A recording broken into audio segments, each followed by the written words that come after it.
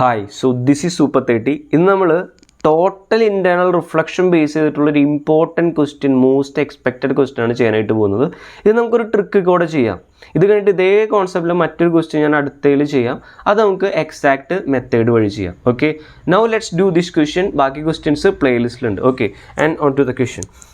A light ray falls on a square glass slab as shown in the diagram. ഇതിലൊരു square glass slab ഉണ്ട്. ഇതിലേക്ക് ഒരു light ray വന്നിടിച്ചു, കണ്ടോ, 45 ഡിഗ്രിയിൽ.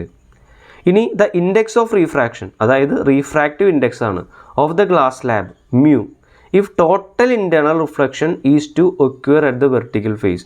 അപ്പോൾ ഇങ്ങനെ ലൈറ്റ് ഇങ്ങനെ വന്നിടിച്ചിട്ട് ഈ ഒരു വെർട്ടിക്കൽ ഫേസിൽ ടോട്ടൽ ഇൻറ്റേർണൽ റിഫ്ലക്ഷൻ നടക്കണമെങ്കിൽ ഇതിൻ്റെ റീഫ്രാക്റ്റീവ് ഇൻഡെക്സ് എത്രയാണെന്നാണ് ചോദിച്ചിരിക്കുന്നത്. ടോട്ടൽ ഇൻറ്റേർണൽ റിഫ്ലക്ഷൻ എന്ന് പറയുമ്പോൾ നോക്ക്, ഇവിടെ നിന്ന് ലൈറ്റ് അടിച്ചു, റീഫ്രാക്റ്റ് ചെയ്ത് ഇങ്ങോട്ടേക്ക് വന്നു, ഇവിടെ നിന്ന് പുറത്ത് പോകരുത്, സെയിം മീഡിയത്തിലേക്ക് ലൈറ്റ് വരണം. അതാണ് ടോട്ടൽ ഇൻറ്റേർണൽ റിഫ്ലക്ഷൻ. അങ്ങനെ നടക്കണമെങ്കിൽ ഈ മ്യൂവിൻ്റെ വാല്യൂ അല്ലെങ്കിൽ റീഫ്രാക്റ്റീവ് ഇൻഡെക്സിൻ്റെ വാല്യൂ ആണ് ചോദിച്ചിരിക്കുന്നത്. അപ്പോൾ ഇത് ചെയ്യാനായിട്ട് നിങ്ങൾ ഓരോ ഫേസിലും റീഫ്രാക്ഷൻ നടന്ന 2 ഫേസില്ലേ, ഇവിടെയും നടന്നു ഇവിടെയും നടന്നു, അവിടെ സ്നെൽസ് ലോ അപ്ലൈ ചെയ്യുക. അപ്പോൾ നിങ്ങൾ പറയും, സാർ സ്നെൽസ് ലോ എന്ന് പറഞ്ഞു കഴിഞ്ഞാൽ sine i by sine r equal to refractive index എന്നൊക്കെ നിങ്ങൾ പറയും. പക്ഷേ ഇങ്ങനെയാണ് നിങ്ങൾ പഠിക്കുന്നതെങ്കിൽ പ്രോബ്ലം ചെയ്യാനായിട്ട് ബുദ്ധിമുട്ടായിരിക്കും. അതുകൊണ്ട് ഞാൻ പറയുന്ന മെത്തേഡിൽ വേണം നിങ്ങൾ എപ്പോഴും സ്നെൽസ് ലോ എഴുതാൻ. ഏതാണ് ആ മെത്തേഡ്? ശ്രദ്ധിക്കാം. N1 into sine i equal to N2 into sine r. Okay, N1 എന്ന് പറഞ്ഞാൽ എന്താ? എവിടെ നിന്നാണോ ലൈറ്റ് വരുന്നത് അതിൻ്റെ റീഫ്രാക്റ്റീവ് ഇൻഡെക്സ്. അപ്പോൾ നോക്കി, ഫസ്റ്റ് കേസിൽ എയറിൽ നിന്നാണ് ലൈറ്റ് വരുന്നത്, ഇവിടെ എയർ ആണ്. അപ്പോൾ എയറിൻ്റെ റീഫ്രാക്റ്റീവ് ഇൻഡെക്സ് 1 എന്ന് എഴുതി. ഓക്കെ, ദെൻ സൈൻ ഓഫ് അവിടുത്തെ ആംഗിൾ ഓഫ് ഇൻസിഡൻസ് ആ മീഡിയത്തിൽ എത്രയാണ്? 45 ഈക്വൽ ടു N2 എന്ന് പറഞ്ഞാൽ എന്താ? എവിടേക്കാണോ ലൈറ്റ് വരുന്നത് ഗ്ലാസ്സിലേക്ക് അതിൻ്റെ റീഫ്രാക്റ്റീവ് ഇൻഡെക്സ് മ്യൂ ഇൻറ്റു അവിടുത്തെ ആംഗിൾ ഓഫ് റീഫ്രാക്ഷൻ. അത് എത്രയാണ് സാർ? നമുക്കറിയില്ല, അത് നമുക്ക് തീറ്റ എന്ന് വിളിക്കാം. സോ സൈൻ ഓഫ് തീറ്റ എന്ന് എഴുതി. ഓക്കെ, സൈൻ 90 ഇല്ല, തീറ്റ എന്ന് എഴുതി. ഈ angle theta. Clear? Okay, sine 45 1/√2. So that is equal to mu into sine theta. ഇത് നമ്മുടെ ഒന്നാമത്തെ ഇക്വേഷൻ. ഇത് നമുക്ക് എന്ത് ചെയ്യാം? ഈ ഒരു സർഫസിലേക്ക് സ്നെൽസ് ലോ എഴുതാം. അപ്പോൾ ഞാനിവിടെ എന്താ ചെയ്യേണ്ടതെന്ന് വെച്ച് കഴിഞ്ഞാൽ, ടോട്ടൽ ഇൻറ്റേർണൽ റിഫ്ലക്ഷൻ നടക്കണതല്ല കൺസിഡർ ചെയ്യുന്നത്.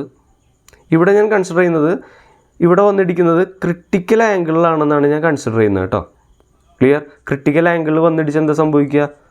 നിങ്ങൾക്കറിയായിരിക്കും, ക്രിട്ടിക്കൽ ആംഗിളിലേക്ക് ഇങ്ങനെ ലൈറ്റ് വന്നിടിച്ചു എന്ന് വിചാരിക്കുക. ക്രിട്ടിക്കൽ ആംഗിളിലാണ് വന്നിടിക്കണമെങ്കിൽ എന്താ സംഭവിക്കുക? ആ ലൈറ്റ് എന്ത് ചെയ്യും? സർഫസിൽ കൂടെ കടന്നു പോകും അല്ലേ? ആ ഒരു കണ്ടീഷനാണ് ഞാനിവിടെ അപ്ലൈ ചെയ്യുന്നത് കേട്ടോ. അപ്പോൾ ഇവിടെ ക്രിട്ടിക്കൽ ആംഗിൾ എന്ന് പറഞ്ഞു കഴിഞ്ഞാൽ ഇവിടെ എത്രയായിരിക്കും? നോക്ക്, ഈ ട്രയാംഗിൾ നോക്കിക്കഴിഞ്ഞാൽ ഇത് തീറ്റ, ഇത് 90. ഈ ആംഗിൾ എത്ര ആയിരിക്കണം? 90 മൈനസ് തീറ്റ. അപ്പോൾ ഇവിടെ ഞാൻ ക്രിട്ടിക്കൽ ആംഗിളിലാണ് ലൈറ്റ് അടിക്കണത് എന്നുള്ള ഒരു കോൺസെപ്റ്റ് ഉപയോഗിച്ചിട്ട് ഞാൻ സ്നെൽസ് ലോ എഴുതുകയാണ്. ക്ലിയർ? ശരി. അപ്പോൾ ഒരു കോൺസെപ്റ്റ് അപ്ലൈ ചെയ്തേ, ഈ ഒരു സർഫസിൽ സ്നെൽസ് ലോ എഴുതിയേ. എന്താ ചെയ്യുക? എവിടെ നിന്നാണ് ലൈറ്റ് വരുന്നത്? ഈ മീഡിയത്തിൽ നിന്നല്ലേ, മ്യൂ എന്ന് പറയുന്ന മീഡിയത്തിൽ. അപ്പോൾ മീഡിയത്തിൽ റീഫ്രാക്റ്റീവ് ഇൻഡെക്സ് എഴുതി mu into sine of angle of incidence എത്രയാണ്?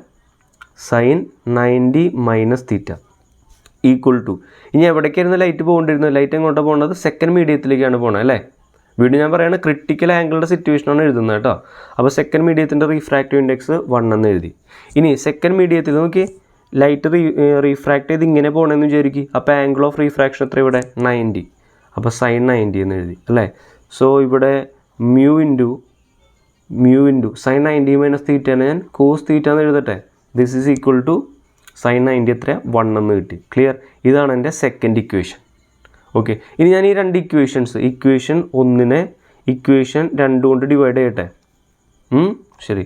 അപ്പോൾ ഡിവൈഡ് ചെയ്യുമ്പോൾ എന്താ കിട്ടുക?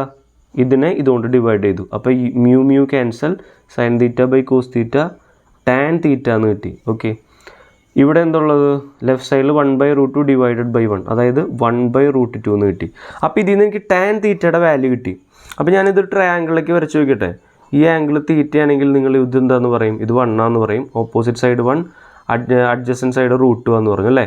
അപ്പോൾ ഇവിടെ നിങ്ങൾക്ക് ഹൈപ്പോട്ടന്യൂസ് കണ്ടുപിടിച്ചൂടെ? ട്രിക്കാണ്, ഞാൻ ട്രിക്ക് മെത്തേഡാണ് എക്സ്പ്ലെയിൻ ചെയ്യുന്നത് കേട്ടോ. ഇത് എത്രയായിരിക്കും? √2ൻ്റെ സ്ക്വയർ പ്ലസ് 1 സ്ക്വയർ. അത് എത്രയാണ്? √2ൻ്റെ സ്ക്വയർ 2 + 1 3 √3 എന്ന് കിട്ടി. കണ്ടോ? ഇതിൽ നിന്ന് നിങ്ങൾക്ക് ഇനി സൈൻ തീറ്റ കണ്ടുപിടിച്ചൂടെ? ഇതാണ് ട്രിക്ക്. സൈൻ തീറ്റ എന്തായിരിക്കും?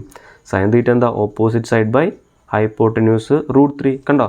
സാർ സൈൻ തീറ്റ കിട്ടിയില്ലേ? ഇനി നിങ്ങൾ ഒന്നാമത്തെ ഇക്വേഷൻ നോക്കിയേ. ഒന്നാമത്തെ ഇക്വേഷൻ ഒന്നാമത്തെ ഇക്വേഷനിൽ നമുക്ക് മ്യൂ അല്ലേ കണ്ടുപിടിക്കേണ്ടത്. സൈൻ തീറ്റ കിട്ടിയില്ലടാ, കണ്ടുപിടിച്ചേ sir. Mu into sine theta എത്രയാണ്? 1/√3 = 1/√2. ദിസ് ഇംപ്ലൈസ് മ്യൂ എത്രയായിരിക്കും? √3/√2. Okay, clear. Okay sir, trick method എപ്പോഴും വാലിഡ് ആവോ? ഇല്ല. കൂടുതൽ ഇങ്ങനെ നമ്പേഴ്സൊക്കെ കിട്ടുമ്പോഴാണ് നമുക്ക് ട്രിക്ക് മെത്തേഡ് അല്ലെങ്കിൽ വാല്യൂസ് തരുമ്പോഴാണ് ട്രിക്ക് മെത്തേഡ് എളുപ്പത്തിൽ ഉപയോഗിക്കാൻ പറ്റുക. എക്സാക്റ്റ് മെത്തേഡ് നമുക്ക് എന്ത് ചെയ്യാം, മറ്റൊരു ക്വസ്റ്റ്യനിൽ അടുത്ത